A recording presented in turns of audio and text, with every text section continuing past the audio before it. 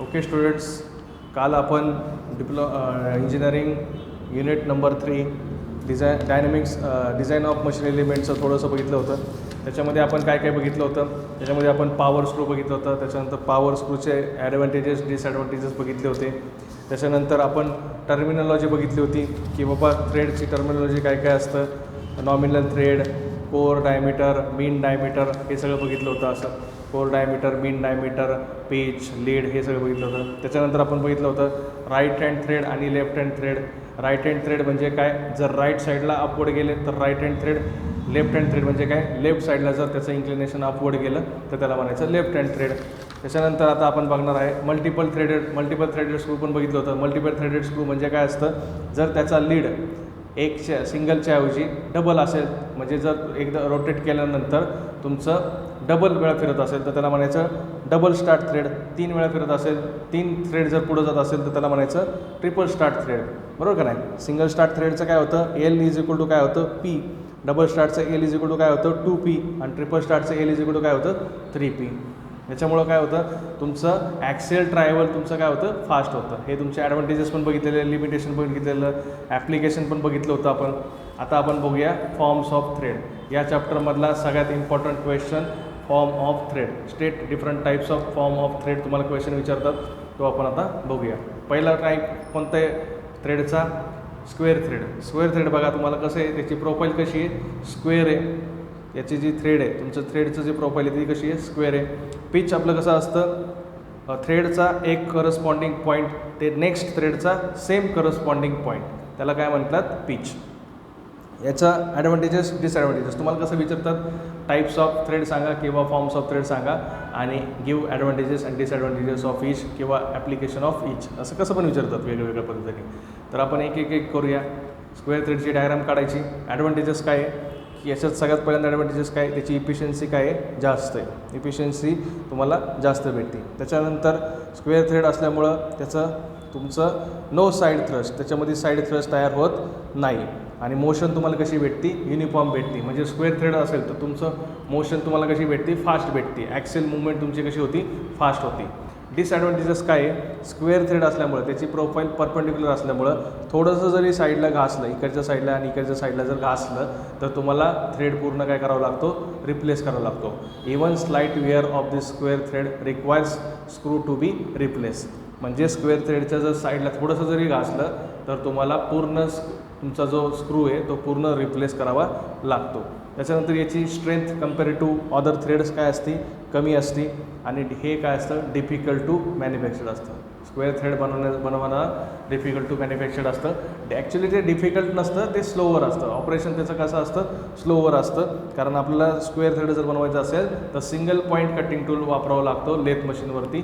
त्याच्यामुळं आणि तो काय आहे, सिंगल पॉईंट कटिंग टूल वापरल्यामुळं तुमचं मॅन्युफॅक्चरिंग स्पीड काय असतो, कमी असतो. म्हणून ते काय म्हटलेत, डिफिकल्ट टू मॅन्युफॅक्चर. बघा त्यांनी खाली लिहिलेलं आहे, square thread can be turn on a lathe with the single point cutting tool which is slower. ते काय आहे, स्लोअर आहे. त्याच्यामुळे ते म्हटलेत की डिफिकल्ट टू मॅन्युफॅक्चर. त्यानंतर ट्रॅपेझॉइडल थ्रेड. ट्रॅपेझॉइडल थ्रेड कसं दिसतोय बघा, असा थ्रेडची प्रोफाईल कशी आहे, अशी आहे. अँगल किती त्याच्यामध्ये 30 डिग्री अँगल आहे. बरोबर. आता हा इकॉनॉमिकल टू मॅन्युफॅक्चर्ड आहे. कारण का बरं, आपण हा थ्रेड बनवण्यासाठी आपण मल्टी पॉईंट कटिंग टूल आपण यूज करू शकतो. त्याच्यानंतर याची स्ट्रेंथ आणि load carrying capacity compare to square thread काय असते, जास्त असते. आणि याच्यामध्ये थ्रेडची प्रोफाईल परपेंडिक्युलर नसल्यामुळं, इन्क्लाइंड असल्यामुळं काय होते, तुमचं थोडंसं जरी साईडला वेअरिंग झालं तर तो थ्रेड तुम्हाला रिप्लेस करायची गरज नाही. Can be compensated for where.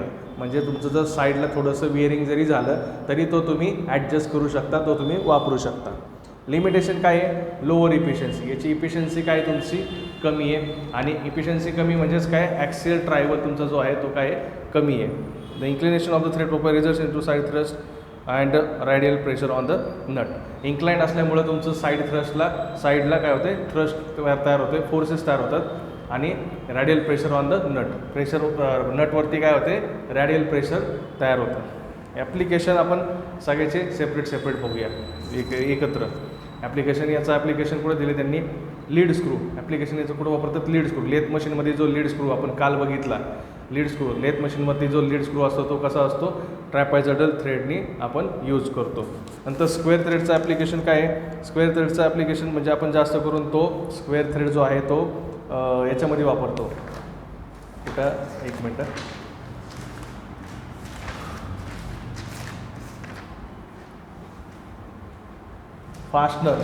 फास्टनर्समध्ये वापरतो. म्हणजे जे छोटे छोटे असतात ना जॉईंट करण्यासाठी, दोन पार्ट्स एकमेकांना जॉईंट करण्यासाठी आपण जे छोटे छोटे थ्रेड वापरतो, स्क्रू, छोटे स्क्रू जे म्हणतो ना आपण त्याला, जे छोटे स्क्रू असतात त्याच्यामध्ये थ्रेड कुठले असतात, स्क्वेअर थ्रेड असतात, त्यालाच फास्टनर असं पण म्हणतात. फास्टनर्स काय म्हणतात, फास्टनर्स. त्याच्यानंतर तिसरा तुमचा थ्रेड आहे ॲकेम थ्रेड. ॲकेम थ्रेड आणि ट्रॅपेझॉइडल थ्रेड सेम आहे, फक्त याच्यामध्ये अँगल किती आहे, याच्यामध्ये अँगल 29 डिग्री आहे, तिकडे अँगल किती होता, 30 डिग्री. इथं अँगल किती होता, 30 डिग्री अँगल होता. इथं 30 डिग्री अँगल दिसतोय, इथं 30 डिग्री होता, आणि इथं अँगल किती आहे, 29 डिग्री. इथं अँगल किती आहे, 29 डिग्री. बाकी तुमची जी ॲडव्हान्टेजेस डिसॲडव्हान्टेजेस तुम्ही जे लिहिणार ॲकेम थ्रेडचे, ते सेम कोणासारखे लिहायचे, ट्रॅपेझॉइडल थ्रेडसारखे लिहून टाकायचे. तुम्हाला मी नोट्स प्रोव्हाइड केलेले आहेत, नोट्स तुम्हाला दिलेले आहेत, ते नोट्स तुम्ही व्यवस्थित करा. त्याच्यामध्ये डायग्राम काढलेले नाही आहेत, या डायग्राम तुम्हाला काढायचे आहेत व्यवस्थित. बट्रेस थ्रेड बघा कसं आहे, एक त्याचा पोर्शन जो आहे तो स्ट्रेट आहे आणि एक पोर्शन त्याचा कसा आहे, इन्क्लाइंड आहे. याला काय म्हणतात, बट्रेस थ्रेड. याचं तुमची जी थिकनेस असते त्याची किती असते, 0.75 पिच.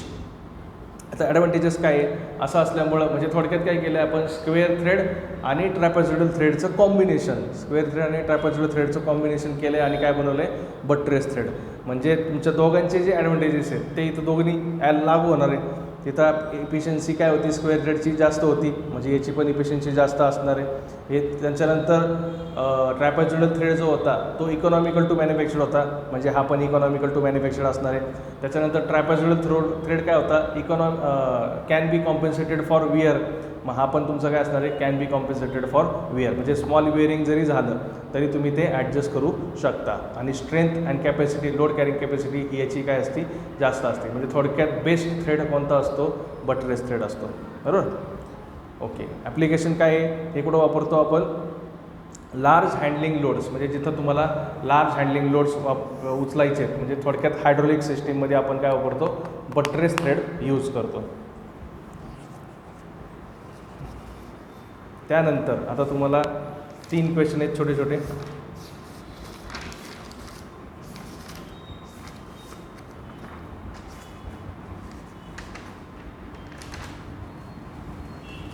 Collar friction.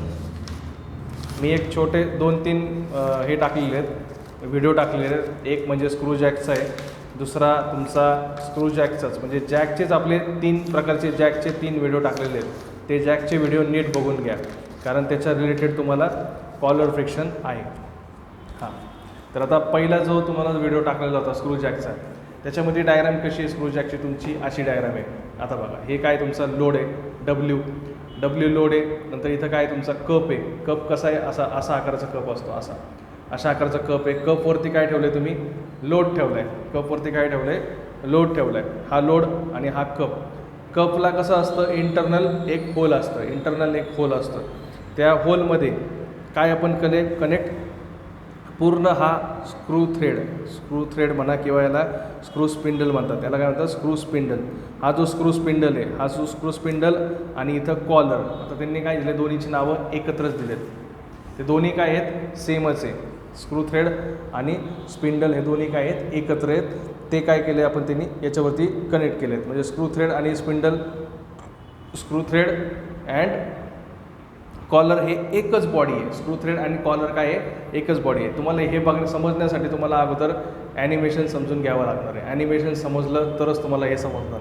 त्याच्यामुळं ॲनिमेशन हे बघण्याच्या आधी हे जर व्हिडिओ स्टॉप इथंच करा, आणि याच्या अगोदर स्क्रू थ्रेडचे तुम्हाला जे मी 3 ॲनिमेशन व्हिडिओ पाठवलेत ते व्हिडिओ नीट बघा. पहिल्या व्हिडिओमध्ये तुम्हाला स्क्रू जॅकची असेंब्ली दिलेली आहे. त्या स्क्रू जॅकच्या असेंब्लीमध्ये तुम्हाला असं एक गोलाकार तुम्हाला काय दिसतंय, असं तुम्हाला एक कप दिसतोय, असा एक कप. त्याच्यानंतर त्या कपमध्ये तुम्हाला कप दिसतो. त्यानंतर त्या कपमध्ये कपचा आकार कसा आहे, शेप कपचा असा आहे, असा कपचा शेप आहे. त्याला थिकनेस आहे काहीतरी, बरोबर. आणि हे याच्यावरती काय असतं, तुमचा लोड असतो. याच्यावरती काय असतं, तुमचा लोड. नंतर याला उचलण्यासाठी का कोण काम करतं? याला उचलण्यासाठी असती एक कॉलर. ही पण कशी असती? सर्क्युलरच असते. ॲक्च्युली बघितलं तर तुम्ही कशी असते ती सर्क्युलरच असते, अशी गोलाकार. आणि इथं तुमचा काय असतो? थ्रेड असतो पूर्ण. हा तुमचा पूर्ण काय थ्रेड आहे, थ्रेड. म्हणजे याला थ्रेड्स आहेत असे.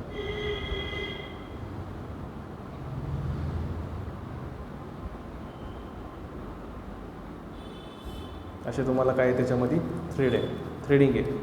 आता स्क्रूजॅकमध्ये जर तुम्हाला लोड उचलायचा, स्क्रूजॅकचा आपण वापर काय करतो? साधा जॅक बघितला आहे, ज्याने तुम्ही गाडी वगैरे उचलतात, बरोबर का नाही? त्या जॅकचा वापर काय असतो? तुम्हाला लोड उचलण्यासाठी असतो, बरोबर का नाही? लोड तुम्हाला उचलायचा असेल तर तुम्ही जॅकचा वापर करतात. त्यालाच काय म्हणतात? स्क्रूजॅक. स्क्रूच्या साहाय्याने आपण काय करणार आहे? हा लोड उचलणार आहे. तर याला गोल फिरवण्यासाठी आपण बघितलं असेल तुम्ही, असं गोल आपण असं अडकवताना असं गोल फिरवतो पूर्ण. ते गोल फिरवल्यावर काय होणार आहे? हा तुमचा लोड वरती जाणार आहे. म्हणजे त्याला गोल फिरवण्यासाठी इथं काय असतो? हे होल्स असतात. याच्यामध्ये आपण असा एक बार अडकवतो आणि हा बार काय करतो? असा हा पूर्ण गोल फिरवतो, क्लॉकवाईज किंवा अँटी क्लॉकवाईज, बरोबर? हा गोल फिरवल्यावरती काय होतं? हे कोणाच्या वरती असतं? याच्यावरती काय असतं? हा कप असतो. याच्यावरती हा काय असतो? कप असतो. आता हे पूर्ण कसं आहे? सॉलिड आहे, बरोबर? हे कप येतो, हा याच्यावरती जाऊन बसतो. हा कप येतो आणि याच्यावरती जाऊन बसतो. त्याच्यानंतर हा कप याच्यावरती जाऊन बसला की त्याच्यावरती काय असतं? लोड असतो. आता या कपला एका जागी ठेवण्यासाठी इथं तुम्ही काय लावलेलं असतं? वॉशर लावलेलं असतं. वॉशर आणि एक स्क्रू लावलेला असतो. इथं तुमचं हे वॉशर झालं, हे वॉशर आहे आणि इथं तुमचा काय एक स्क्रू आहे. असा एक तुमचा काय असतो? स्क्रू असतो. म्हणजे इथं तुम्हाला एक बारीक काय असतं? होल असतं. हा कप उचलणार, इथं ठेवणार, हा कप इथं ठेवला, त्याच्या आतमध्ये काय टाकणार? वॉशर टाकणार असं, आणि इथं तुम्ही काय लावणार? एक नट लावणार. ते नट लावून काय करणार? मी हे फिट करणार. म्हणजे कप माझा हलणार नाही. आणि कप कोणाला कनेक्ट असतो? तुमचा हा लोडला कनेक्ट असतो. म्हणजे कप उचलण्याचं काम करतो, कोणाला? लोड उचलण्याचं काम करतो. आता हे रोटेट केलं तुम्ही, हे जर रोटेट केलं, हे रोटेट केल्यावरती काय होणार आहे? हा स्क्रू थ्रेड तुमचा काय होणार? हळूहळू काय होणार आहे? हा वर जाणार आहे. असा हळूहळू काय होणार आहे? वर जाणार आहे. जसं वर जातो आहे. आता याच्या आतमध्ये, याच्या खाली काय असते? इथं तुमची बॉडी असती, अशी बॉडी असते. याला पण याच्या आतमधलं म्हणजे तुमचा जो बॉडी आहे, बॉडीला काय आहे? इंटरनल तुम्हाला काय आहे? होल आहे. त्याला इंटरनल थ्रेड आहेत असे याला उचलण्यासाठी. म्हणजे जेव्हा तुम्ही हे गोल फिरवता तेव्हा तुमचं हे थ्रेड्स काय जातात? हळूहळू काय जातात? वर जातात. आणि जसं तुमचे हे थ्रेडवरती जातात तसे तुमचे कप काय जातो? वर जातो. कप वरती गेला की तुमचा लोड पण काय जातो? वर जातो. तर हे तुमचं असं वर्किंग आहे स्क्रूजॅकचं, बरोबर? तर आता आपण कॉलर फ्रिक्शन टॉर्क म्हणजे काय ते बघूया. कॉलर फ्रिक्शन टॉर्क म्हणजे काय बघा. कपच्या वरती काय कनेक्टेड आहे? लोड कनेक्टेड आहे. कपच्या वरती काय लावलं आपण? लोड लावला आहे. कप कोणाला कनेक्ट केला आहे आपण? कॉलरला. आता इथं कॉलर कोणती होती? आपण आता डायग्राम काढली तर त्याच्यात कॉलर कोणती होती? हीच तुमची काय? ही तुमची काय? कॉलर आहे. आणि हे तुमचं काय? Screw spindle. याला काय म्हणतात? Screw spindle. आता या डायग्राममध्ये स्क्रू स्पिंडल आणि कॉलर हे दोन्ही काय आहेत? एकच पार्ट आहे. हे दोन्ही काय आहेत? एकच पार्ट आहे, वेगवेगळे नाही आहेत, फक्त त्याला नाव वेगळे आहे. म्हणजे जर तुम्ही हा जॉब उचलला तर कॉलर आणि स्क्रू स्पिंडल हा एकच पार्ट आहे, बरोबर? म्हणजे जेव्हा तुम्ही हे रोटेट करता, क्लॉकवाईज किंवा अँटी क्लॉकवाईज रोटेट करता, तेव्हा कॉलर आणि हा स्क्रू दोन्ही काय जाणार नाही? एकत्रच वरती जाणार नाही, कारण हे दोन्ही वेगवेगळे नाही आहे, ते दोन्ही एकच पार्ट आहे. जर तुम्ही हे रोटेट केलं हँडलनी, तुमचा हा जो हँडल आहे हा तुम्ही हँडलनी जर रोटेट केलं, त्या हँडलनी जर तुम्ही रोटेट केल्यानंतर तुमचा हा जो स्क्रू आहे या बॉडीमधून, हा तुमची काय? बॉडी, या बॉडीमधून हळूहळू बाहेर येणार आणि बाहेर आल्यानंतर काय होणार? ते उचलणार कोणाला? या कपला उचलणार. कप कोणाला उचलणार? या लोडला उचलणार, बरोबर? तर असं होतं. तर आता कॉलर फ्रिक्शन म्हणजे काय आपण बघितलं. कप कोणावरती माउंट आहे? कॉलरवरती माउंट आहे. आणि इथं पण काय तुमचा हा शेप कसा आहे? सर्क्युलर आहे. ॲक्च्युली जर बघितलं तर हा शेप कसा आहे? सर्क्युलर. आणि हा पण शेप कसा आहे? सर्क्युलर. हा कप येतो आहे आणि याच्यावरती बसतो आहे ना, मग यांच्या दोघांमध्ये जे फ्रिक्शन असतं त्या फ्रिक्शनला काय म्हणतात? Collar friction. Friction between collar and cup. Friction between cup and collar म्हणा किंवा कॉलर अँड कप म्हणा, त्यांच्या दोघांमध्ये जे फ्रिक्शन असतं त्या फ्रिक्शनला म्हणतात आपण कॉलर फ्रिक्शन. बरोबर. तर आता आपण त्याची माहिती लिहूया काय आहे. तुम्हाला डेफिनेशन विचारतात की बाबा कॉलर फ्रिक्शन म्हणजे काय ते सांगा असं विचारतात. Collar friction and collar friction torque. In actual application of power screw, there is a collar friction which is over and above the thread friction. म्हणजे आता बघा थ्रेड फ्रिक्शन, आपण इथलं फ्रिक्शन बघितलं का आधी? थ्रेड फ्रिक्शन बघितलं का? नाही बघितलं. आपण थ्रेड फ्रिक्शन बघितलंच नाही. कोणतं थ्रेड फ्रिक्शन बघा इथं, ही तुमचा काय आहे स्क्रू आहे, हा तुमचा स्क्रू आहे आणि हा तुमची काय आहे बॉडी आहे. या बॉडी आणि स्क्रूमध्ये पण काय असणार, इथं फ्रिक्शन असणार आहे बरोबर का नाही. हे रोटेट होते, याच्या आतमध्ये घासून गोल फिरते, म्हणजे इथं पण काय आहे फ्रिक्शन येणार आहे. आणि या फ्रिक्शनच्या ऐवजी अजून एक फ्रिक्शन आहे. ते कुठलं फ्रिक्शन आहे? हा कप कोणावरती माउंट आहे? या कॉलरवरती माउंट आहे. आता जेव्हा आपण याला वरती उचलायचा प्रयत्न करतोय तेव्हा समजा जर हा हात मी या हातावरती ठेवला, त्यांच्या दोघांमध्ये घासून फ्रिक्शन तयार होणार ना इथं आणि इथं बरोबर का नाही. या पार्टला आणि या पार्टला काय होणार आहे फ्रिक्शन तयार होणार आहे. मग त्या फ्रिक्शनलाच काय म्हणतात? Collar friction. थ्रेड फ्रिक्शन आपण म्हटलेलं नाही. थ्रेड फ्रिक्शन म्हणजे कोणतं? Friction between screw spindle and body. Friction between screw spindle and body त्याला काय म्हणतात? Thread friction. मी कोणतं म्हणतोय? Collar friction. कॉलर फ्रिक्शन म्हणजे कोणतं? कॉलर आणि कप. कॉलर आणि कपमधलं जे फ्रिक्शन असतं त्याला काय म्हणतात? Collar friction.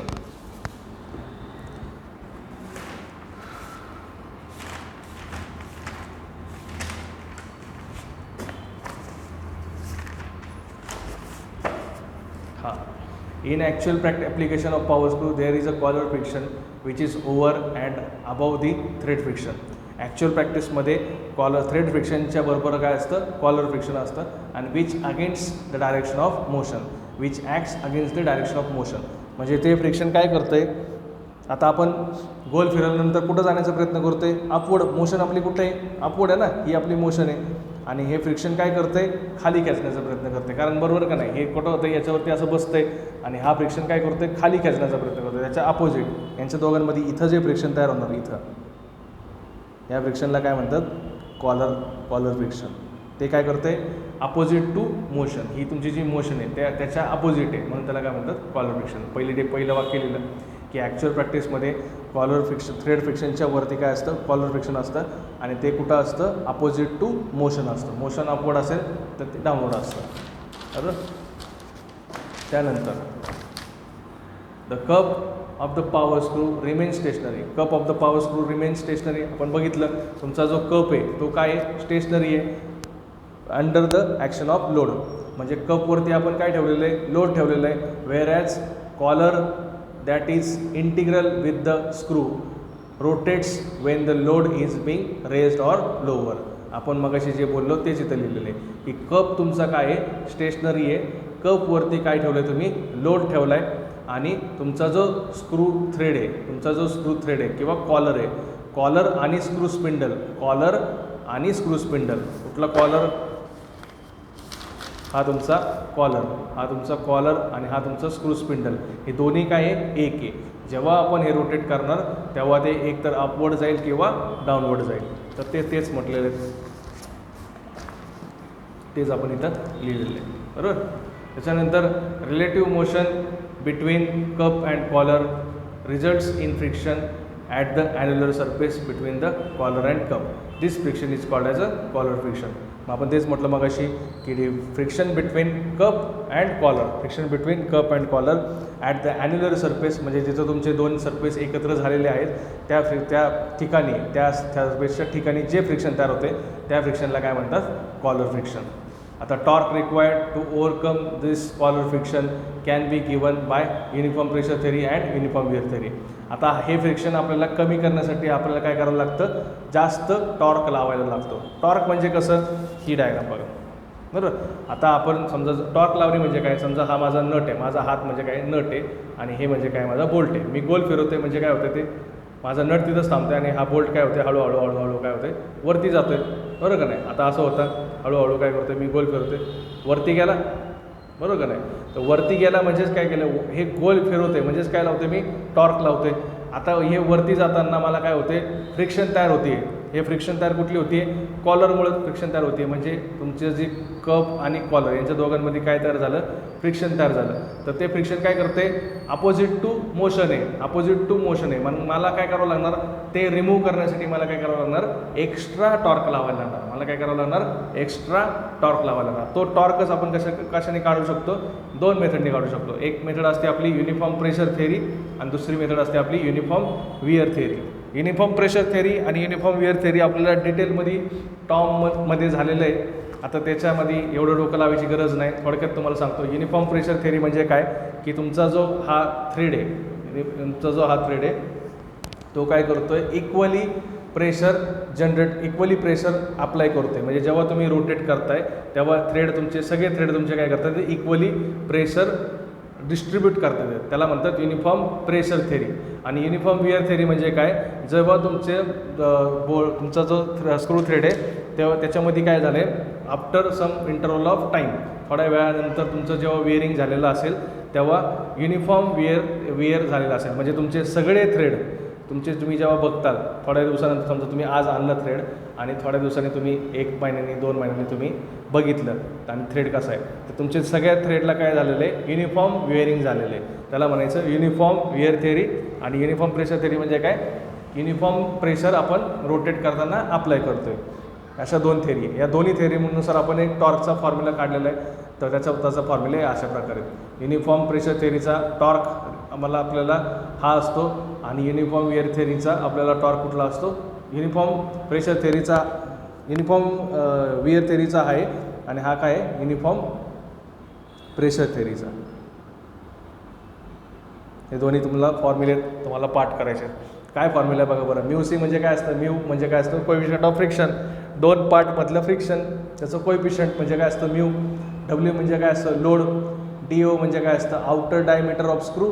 डी आय म्हणजे काय, इनर डायमीटर ऑफ स्क्रू, बरोबर. त्याच्यानंतर R0 म्हणजेच काय असतं, outer radius inner radius, outer radius inner radius. Mu C म्हणजे पण तेच कोएफिशियंट ऑफ फ्रिक्शन आणि डब्ल्यू म्हणजे काय, लोड. तर हे दोन्ही फॉर्म्युले तुम्हाला करायचे आहेत, बरोबर. हे झालं तुमचं कॉलर फ्रिक्शन टॉर्क किंवा कॉलर फ्रिक्शनचं टॉर्क. आता तुम्हाला मी जे 3 व्हिडिओ पाठवले त्याच्यामध्ये तुम्हाला मी 3 टाईपचे जॅक पाठवले. एक टाईपचा जॅक कुठला होता, स्क्रू जॅक, ज्याचं आपल्याला नंतर थोड्या दिवसांनी डिझाईन पण करायचं आहे कंप्लीट. ते डिझाईन करायचं आहे, त्याच्यामुळं त्याचं जे ॲनिमेशन आहे ते व्यवस्थित बघा. आत्ता मी जी डायग्राम काढली तुम्हाला दाखवली आत्ता, ती डायग्राम कुठली होती, ही स्क्रू जॅकची डायग्राम आहे. जे नंतर तुम्हाला आपण स्क्रू जॅक शिकणार आहे तर ती डायग्राम आहे. स्क्रू जॅक, या स्क्रू जॅकमध्ये कसं दाखवलं आहे, ते तुमची कॉलर आणि तुमचा स्क्रू स्पिंडल, कॉलर आणि स्क्रू स्पिंडल हे दोन्ही तुमचं काय आहे, एकच पार्ट आहे. पण ॲक्च्युली जर तुम्ही बघितलं तर ॲक्च्युली कसं असतं बरं आपलं जॅक, आपण पंक्चरच्या दुकानात गेल्यानंतर आपला जॅक कसा असतो, असा असतो, बरोबर का नाही. इथं तुमचं असं थोडंसं एक त्याला टोन असतं वरती. आपला हा समजा टायर आहे आणि इथं आपलं काय असतं, जॅक असतं. इथं आपली बॉडी असती अशी, ही बॉडी पूर्ण, आणि इथं फक्त काय असतं, कॉलर असतो. कॉलर आपण काय करतो, गोल फिरवतो. कॉलर इथंच राहतो, कॉलरची पोझिशन हीच असते. आणि इथं हा काय असतो, तुमचा थ्रेड असतो असा. हा थ्रेड काय होतो, वरती किंवा खाली होतो. म्हणजे या डायग्राममध्ये, या टाईपच्या स्क्रू जॅकमध्ये तुमचा कॉलर आणि हा तुमचा स्पिंडल स्क्रू किंवा स्क्रू स्पिंडल काही पण म्हणा, हा तुमचा काय वेगवेगळा आहे, दोन्ही एक नाही आहे. इथं कसं आहे, दोन्ही एकच आहे. इथं कॉलर स्पिंडल स्क्रू आणि हा तुमचा जो कॉलर होता तो दोन्ही काय होतं, एकच होतं. कुठल्या डायग्राममध्ये, या डायग्राममध्ये बघा. हा तुमचा जो कॉलर आहे आणि हा तुमचा जो स्क्रू आहे तो दोन्ही एकच पार्ट होता. पण ॲक्च्युअलमध्ये तुम्ही जेव्हा बघताल, जेव्हा तुम्ही आपलं नॉर्मली पंक्चरच्या दुकानामध्ये गेल्यावरती जो तुमचा स्क्रू जॅक जो असतो, जॅक तिने आपण उचलतो, तो जॅक कसा असतो, असा असतो. कॉलर तुमचं जागेवरतीच असतं आणि हे रोटेट केल्यानंतर हे कशाने रोटेट करतो आपण, असं एकतर आपल्याला अशा आकाराचं यू शेप आकाराचं काहीतरी आपल्याकडं असतं, त्याने आपण गोल फिरवतो, किंवा सरळ सरळ असं एक दांडका असतं असं सेम, त्याने आपण असं गोल फिरवतो. हे गोल फिरवल्यावरती हा स्क्रू स्पिंडल तुमचा काय होतो, हळूहळू वरती जातो आणि इथं आपण काय लावलेलं असतं, टायर लावलं असतं. आणि अजून एक प्रकारचा आपला जॅक असतो, त्याचं पण तुम्हाला ॲनिमेशन दिलेलं आहे. तो कसा असतो, असा असतो काहीतरी. इथं तुमचं काय असतं, स्प्रिंग असते अशी, अशा प्रकारचा तुमचा एक जॅक असतो इथं. आणि इथं तुम्ही काय करताय, लोड उचलताय. इथं तुम्हाला गोल फिरण्यासाठी इथं तुम्हाला पूर्ण हा तुमचा स्क्वेअर थ्रेड असतो आणि याला गोल फिरवण्यासाठी तुम्ही म्हणजे हे तुम्ही गोल फिरवता क्लॉकवाईज किंवा अँटी क्लॉकवाईज. हे जसं जसं गोल फिरवताल, हा जसं जसं गोल फिरवता तसं तसं तुमचं हे जे आहे असे दोन त्याला शेप असतात. हे असं बारीक होतं आणि असं हाईट वाढवण्यासाठी असं कसं असेल, हे असं वरती होतं, बरोबर, असं आणि असं. हे तिन्ही ॲनिमेशन व्यवस्थित बघून घ्या. तिन्ही टाईपचे जॅक मी तुम्हाला दिलेले आहेत, बरोबर. ठीक आहे. आता त्याच्यानंतर आपला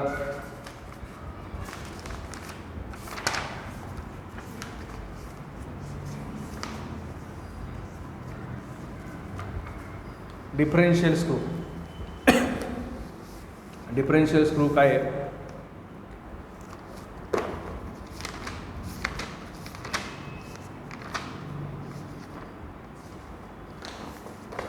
डिफरेन्शियल स्क्रू जर सिंपल लक्षात ठेवायचं असेल तर कसं आहे, समजा हा एक स्क्रू आहे,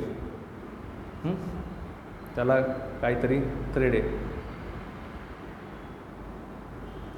असे.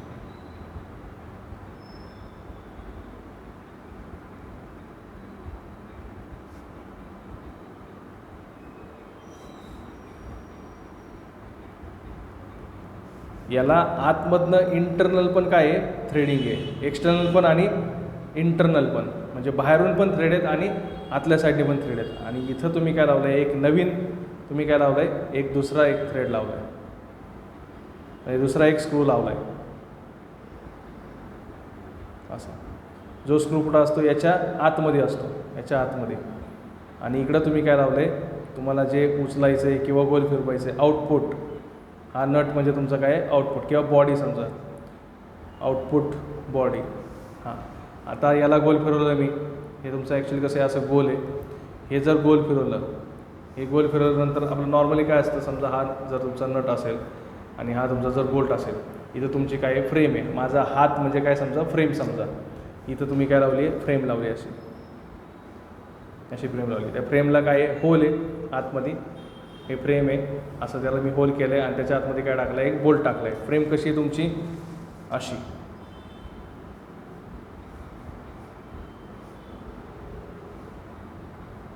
हां, अशी तुमची फ्रेम आहे. त्याला तुम्ही काय केलं आहे, इंटरनली आतमध्ये थ्रेडिंग केलं.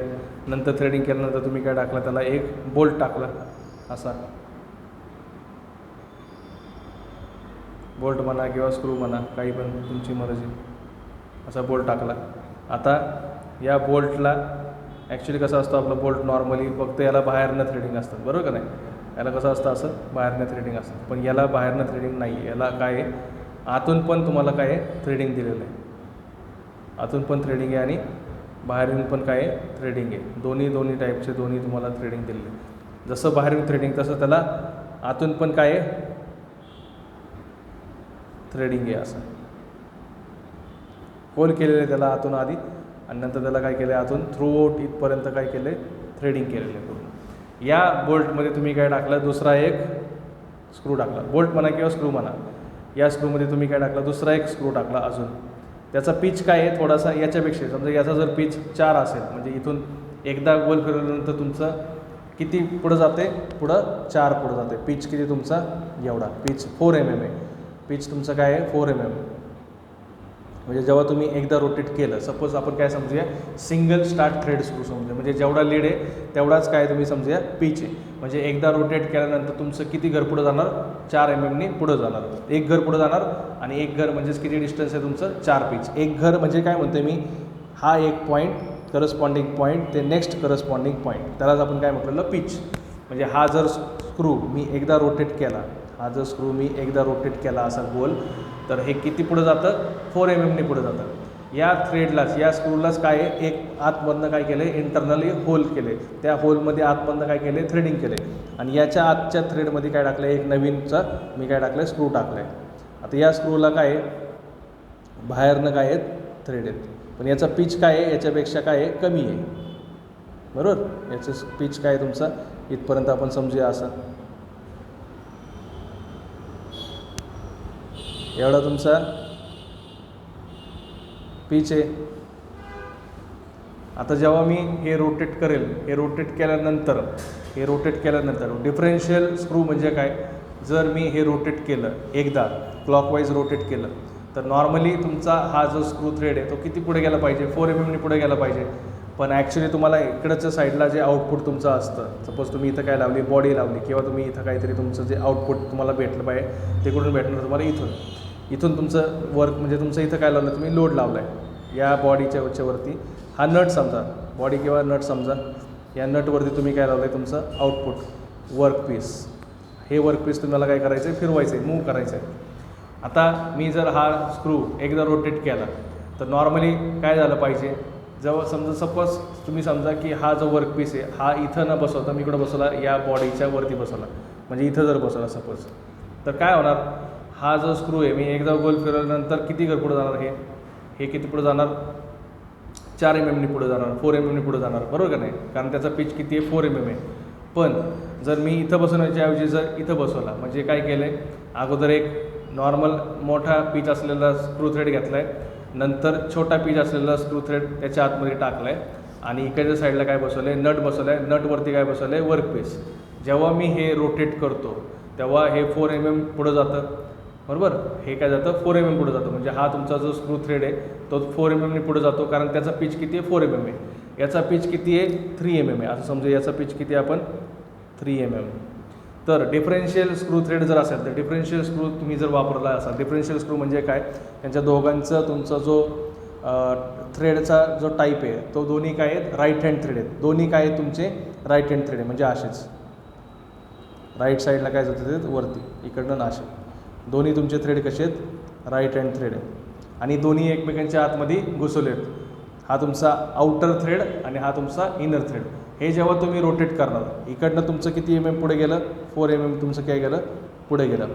प्लस जेव्हा तुम्ही हे 4 mm रोटेट करणार तेव्हा तुम्हाला आउटपुटला इकडे लगेच तुम्हाला तुमचा हा जो वर्कपीस आहे तो तुमचा वर्कपीस लगेच 4 mm पुढं जाणार नाही, तो कितीने पुढं जाणार, यांच्या दोघांचा जो डिफरन्स आहे, पिचचा जो डिफरन्स आहे, याचा पिचचा जो डिफरन्स जो असेल आणि याचा जो पिच असेल, यांच्या दोघांचं डिफरन्स म्हणजे त्यांच्या दोघांचं सबस्ट्रॅक्शन करायचं, तेवढं काय जाणार, हे इकडं पुढं जाणार. म्हणजे याचा पिच किती आहे, 4 mm, आणि याचा पिच किती आहे, 3 mm. तर काय होणार, हे तुम्ही जेव्हा रोटेट करताल तेव्हा हा थ्रेड लेफ्ट साईडला जाणार, ही कुठली माझी लेफ्ट साईड, ही कुठली माझी राईट साईड, लेफ्ट साईडला पुढे जाणार 4 mm, आणि तुमचा हा जो इंटरनल स्क्रू थ्रेड होता, इंटरनल स्क्रू होता तो तुमचा काय येणार 3 mm इकडे जाणार, राईट साईडला. 3 mm कुठं वळणार, आतल्या साईडला वळणार, 3 mm राईट साईडला जाणार. म्हणजे जर सपोज इकडनं 4 mm पुढे गेला आहे, इकडनं किती गेला आहे, 4 mm पुढे गेला आहे, आणि इकडनं किती mm पुढे गेला आहे, आतमध्ये गेला आहे 3 mm. मग मला आउटपुट काय भेटलं, किती mm भेटलं, आउटपुट 1 mm, आउटपुट काय भेटलं, 1 mm. म्हणजे त्यांच्या दोघांचं सबस्ट्रॅक्शन करायची. 4 mm पुढे गेलं आहे पण आउटपुटला 4 mm नाही भेटणार, आउटपुटला 4 mm कुठलं हे 4 mm पुढे गेले, पण इकडं आउटपुट लावले का आपण या मोठ्या याच्यावरती, नाही, आउटपुट कुठं लावलं आहे, छोट्या याच्यावरती. हा 4 mm पुढे जाणार, हा 3 mm आतमध्ये जाणार, फरक किती राहिला, 1 mm. म्हणजे तुमचा हा जो वर्कपीस आहे हा इकडच्या साईडला गेला, किती mm गेला, 1 mm गेला, किती mm गेला, 1 mm. याला म्हणतात डिफरेन्शियल स्क्रू.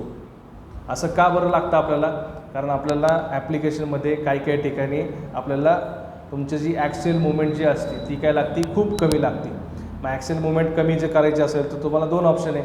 एक ऑप्शन म्हणजे तुमचं काय, तुमचा स्क्रू तुम्ही काय करा, बारीक ठेवा, किंवा तुमचा जो हा पीच आहे तो तुम्ही बारीक ठेवा. बारीक दोन्ही ठेवलं तर काय होणार, तुम्हाला प्रॉब्लेम काय होणार की तुमचं स्ट्रेंथ तुम्हाला भेटणार नाही. म्हणून आपण काय करतो, डिफरेन्शियल स्क्रू आपण यूज करतो. There are certain application of power screw where very slow and precise advance of screw is required.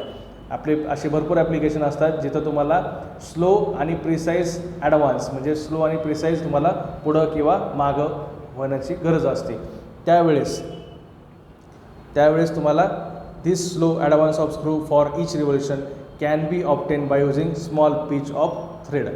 Small pitch of थ्रेडने आपण ते करू शकतो. But small pitch results in too weak thread. To solve this problem differential screw is used.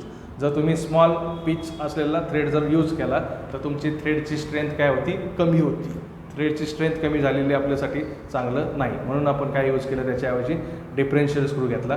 एक मोठा screw घेतला, त्याच्या आतमध्ये hole केलं, त्याला इंटरनल थ्रेडिंग केलं आणि त्याच्या आतमध्ये दुसरा थ्रेड बसवला. जर मी इकडनं मोठा थ्रेड जर 4 mm लेफ्ट साईडला जर गोल फिरवला त्याचं जर पिच 4 mm असेल त्यात तर जितका पिच असेल तितक्या mmनी जर मी गोल फिरवलं, 4 mm पिच असेल, मी रोटेट केलं की किती जाणार, 4 mmनी लेफ्ट साईडला जाणार.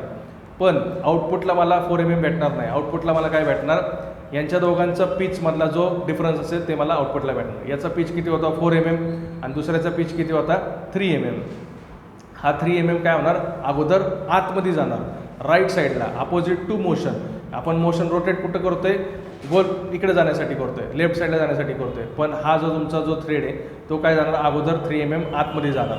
हा आपण 4 mm पुढं घालवला आहे, हा आपण 3 mm आतमध्ये घालवला आहे. याचा पिच जास्त असल्यामुळं 4 - 3 करायचं, तुम्हाला आउटपुटला काय भेटणार, 1 mmनी तुमचं जे वर्कपीस आहे, हे जे वर्कपीस आहे तुमचं काय येणार आहे 1 mmनी लेफ्ट साईडला तुम्हाला गेलेलं दिसेल. म्हणजे तुम्ही गोल फिरवलं, ॲक्च्युअल आउटपुट किती पाहिजे 4 आलेलं पाहिजे, पण तुमचं 4 येत नाही. किती येतं, आउटपुटला तुम्हाला किती भेटतं 1 mm भेटतं. याला म्हणतात डिफरेन्शियल स्क्रू. हे जसं डिफरेन्शियल स्क्रू होतं तसंच तुमचं दुसरं एक असतं कंपाऊंड स्क्रू. सेम डायग्राम, सगळं सेम, फक्त तुम्ही काय केलं, थ्रेड तुमचे जे आहेत दोन्ही इथं कसे होते, दोन्ही राईट हँड थ्रेड, मोठ्या याचा पण राईट हँड थ्रेड आणि छोट्या याचं पण काय होतं राईट हँड थ्रेड. त्याच्याऐवजी तुम्ही काय केलं, मोठ्या याचा राईट हँड थ्रेड वापरला आणि छोट्या याचा कुठला वापरता, लेफ्ट हँड थ्रेड वापरला. असं जर केलं तर तुमचं काय होणार, तुमच्या दोघांची ॲडिशन होणार. हा उठला डिफरेन्शियल स्क्रू. आणि कंपाऊंड स्क्रूचं कसं, डायग्राम सगळी सेमच, काहीच वेगळं नाही. इथं तुमचा एक स्क्रू असणार,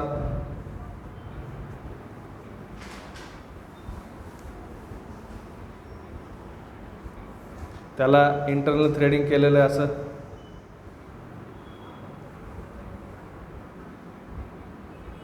त्याच्या आतमध्ये तुम्ही दुसरा स्क्रू टाकलाय इथपर्यंत सपोज, बरोबर. याचा थ्रेडचे टाईप कोणता आहे, राईट हँड थ्रेड. मोठ्या याचा हा राईट हँड थ्रेड आहे आणि याचा थ्रेडचा टाईप कुठला आहे, लेफ्ट हँड थ्रेड आहे छोट्या याचं. हां, इथं पण सेम तसंच होतं. इथं ही तुमची फ्रेम आहे, या फ्रेमच्या भोवती आपण याला रोटेट करतो आहे क्लॉकवाईज. आणि या छोट्या स्क्रूवरती तुम्ही काय आहे, तुमचं आउटपुट हा तुमचा नट आहे आणि या नटवरती तुमचं काय आहे, हा वर्कपीस आहे, बरोबर. हा तुमचा वर्कपीस आहे आणि हा तुमचा काय आहे, नट आहे. हा तुमचा काय आहे, फ्रेम आहे. जेव्हा मी हे रोटेट करेल, कंपाऊंड स्क्रू जर तुमचा असेल, याचा पिच किती आहे, याचा पिच आहे 4 mm आणि याचा पिच किती आहे 3 mm. जेव्हा मी हे रोटेट करेल, रोटेट केल्यानंतर तुमचं मोठा थ्रेड असलेला स्क्रू 4 mmनी पुढं जाणार, लेफ्ट साईडला जाणार 4 mmनी, कारण त्याचा पिच किती आहे 4 mm. प्लस तुमचा हा जो छोटा जो थ्रेड आहे तो किती जाणार 3 mmनी पुढं जाणार. म्हणजे तुम्हाला आउटपुटला किती भेटणार, 4 + 3 7 mm. आउटपुटला तुम्हाला किती भेटणार 7 mm. आता हे आपण असं काय करतो, कारण आपले असे काही ॲप्लिकेशन असतात जिथं आपल्याला तुमची जी मुवमेंट आहे, ॲक्सेल मुवमेंट जी आहे ती तुम्हाला फास्ट पाहिजे असते, म्हणून आपण काय वापरतो कंपाऊंड स्क्रू. मग अशी आपल्याला काय पाहिजे होती, ॲक्सेल मुवमेंट स्लो पाहिजे होती, म्हणून आपण तिथं काय वापरलं डिफरेन्शियल स्क्रू. आता काही ठिकाणी आपल्याला असं असतं की आपल्याला फास्ट मुवमेंट पाहिजे, तिथं आपण काय वापरणार compound screw. There are certain application of power screw where very fast advance of the screw is required. Dash fast advance of the screw for each revolution can be obtained by multi-start thread. आपण ते multi-start thread पण वापरू शकतो. म्हणजे तुम्ही म्हणताल इथं lead तुम्ही multi-start वापरा, म्हणजे एकदा रोटेट केल्यावरती 3 घर पुढे गेलं. पण आपण मग असे बघितलं होतं की आपल्याला जर मल्टी-स्टार्ट थ्रेड जर आपण वापरलं तर आपली जी सेल्फ लॉकिंग प्रॉपर्टी असते, सेल्फ लॉकिंग प्रॉपर्टी आपली काय होती, रिमूव्ह होती. म्हणजे आपला जो थ्रेड आहे तो सेल्फ लॉक राहत नाही, ओव्हरहॉल होतं. ते ओव्हरहॉल झाल्यानंतर काय होतं, आपल्याला तुम्ही जर लोड अप्लाय केलेला असेल तर लोड तुमचा बाय डिफॉल्ट त्याच्या वजनामुळं काय होतं, खाली होतो. म्हणजे तुमची जी स्क्रूची सेल्फ लॉकिंग प्रॉपर्टी असते ती काय होती, बंद होऊन जाते, ती रिमूव्ह होऊन जाते. मग आपल्याला ते नको आहे, आपल्याला सेल्फ लॉकिंग प्रॉपर्टी पण पाहिजे आणि फास्ट मोशन पण पाहिजे. मग तिथं आपण काय वापरतो कंपाऊंड स्क्रू. जिथं आपल्याला फास्ट मोशन पण पाहिजे, ॲक्सेल मुवमेंट आपली काय फास्ट पाहिजे, म्हणजे एकदा रोटेट केल्यावरती आपलं जास्त डिस्टन्स काय यायला पाहिजे, पुढं गेलं पाहिजे. आणि प्लस आपल्याला रोटेट केल्यानंतर जेवढं वरती गेलं, सपोज माझं असं आहे, एकदा गोल फिरवल्यावरती फास्ट गेलं पाहिजे वरती, सपोज इथं होतं, एकदा गोल फिरवल्यावरती असं एवढं पाहिजे. पण ते वजन जर पडल्यानंतर परत त्याच्या वजनामुळं खाली आलं नाही पाहिजे.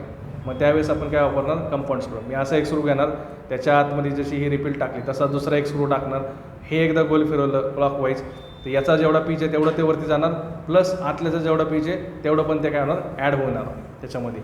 म्हणजे 4 mm + 3 mm is equal to total किती झालं 7 mm. याला म्हणायचं कंपाऊंड स्क्रू. आणि लास्ट तुम्हाला जे आहे ते कुठलं आहे रिसर्क्युलेटिंग बॉल स्क्रू.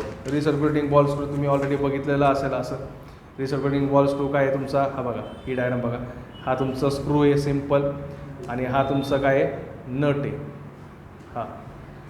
हा तुमचा नट आहे.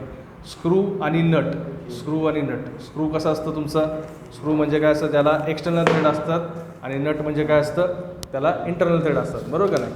स्क्रू आणि नट बेसिक विसरायचं नाही. आपण डायग्राम काढली होती काल.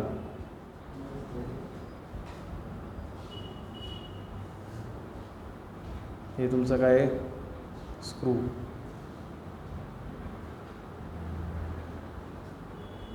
आणि ह्या तुमचं काय आहे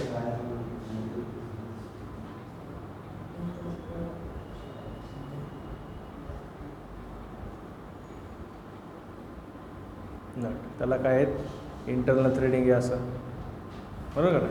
स्क्रू आणि नट. जर तुम्ही स्क्रू आणि नट एकमेकांना जॉईंट केले, आणि जॉईंट कसे केले बघा, हा तुमचा स्क्रू आहे आणि वरती तुम्ही काय लावलं नट लावले, आणि स्क्रू आणि नट तुम्ही जॉईंट करताय, त्यांच्या दोघांच्या आतमध्ये काय बॉल्स आहेत असे, हे बॉल्स आहेत. म्हणजे याच्या दोघांचा डायरेक्ट कॉन्टॅक्ट आहे का. साधा आपलं कसं असतं नट आणि हा स्क्रू गोल फिरवलं, यांच्या दोघांमध्ये काय असतं डायरेक्ट पॉईंट कॉन्टॅक्ट, म्हणजे कॉन्टॅक्ट असतो डायरेक्ट. आता इथं डायरेक्ट कॉन्टॅक्ट न ठेवता काय केलं मी, असा तुमचा नट आणि असा तुमचा पेन म्हणजे काय तुमचा बोल्ट किंवा स्क्रू, यांच्या दोघांच्या आतमध्ये काय लावलेत मी हे बारीक असे बॉल्स ठेवलेत, हे असे बारीक बॉल्स. जेव्हा मी रोटेट करणार तेव्हा हे बॉल्स काय होणार, रोटेट केल्यानंतर हळूहळू एक एक घर काय होणार पुढं जाणार, आणि तुमचं बॉल्स पुढे गेले वरती तुमचं काय नाही, बॉल्स कोणाला कनेक्टेड आहेत, बॉल्स कनेक्टेड आहेत नटला. म्हणजे जेव्हा तुम्ही रोटेट करताल, स्क्रू नट रोटेट करताल किंवा नट रोटेट करताल, काही पण तुम्ही रोटेट करताल, तेव्हा तुमचं बॉलचं कॉन्टॅक्ट असल्यामुळं तुमचं हे घर काय होणार पुढं किंवा मागं जाणार, रेसिप्रोकेट होणार. म्हणून त्याला काय म्हणतात रेसिप्रोकेटिंग बॉल स्क्रू. सिम्पल काय स्क्रू आणि नटमध्ये तुम्ही काय लावलेत बॉल्स लावलेत, असं तुमचं ॲप्लिकेशन आहे. आता याचं असं असल्यामुळं काय झालं आहे तुमचं माहिती सगळी दिलेली आहे. ॲप्लिकेशन कुठं वापरतो आपण हे स्टिअरिंग गिअर बॉक्स, म्हणजे ऑटोमोबाईलचं तुमचे जे स्टिअरिंग असतं त्याच्यामध्ये तुम्ही हे वापरतात. त्याच्यानंतर पॉवर ॲक्च्युएटर्समध्ये वापरतात, नंतर CNC मशीनमध्ये वापरतात, हॉस्पिटल बेडिंगमध्ये वापरतात, आणि मशीन टूलमध्ये वापरतात. हे सगळ्या गोष्टी या तिन्हीचे तुम्हाला ॲनिमेशन दिलेले आहेत मी. कंपाऊंड स्क्रूचं पण ॲनिमेशन दिलेलं आहे. कंपाऊंड स्क्रूचं ॲनिमेशन नाही आहे, डिफरन्शियल स्क्रूचं ॲनिमेशन आहे. डिफरन्शियल स्क्रूचं ॲनिमेशन आहे, आणि बॉल अँड रिसर्क्युलेटिंग बॉल स्क्रूचं पण ॲनिमेशन आहे. ते दोन्ही ॲनिमेशन आणि अगोदरचे तुमचे स्क्रू जॅकचे ॲनिमेशन, हे टोटल ॲनिमेशन बघा. टोटल आपलं थिअरी संपली. आता उद्यापासून समचे जे फॉर्म्युले आहेत ते फॉर्म्युले करायचे, डेरिवेशन थोडेसे 2 ते डेरिवेशन इफिशियन्सीचे फॉर्म्युले, आणि डायरेक्ट परवापासून सम. Thank you so much.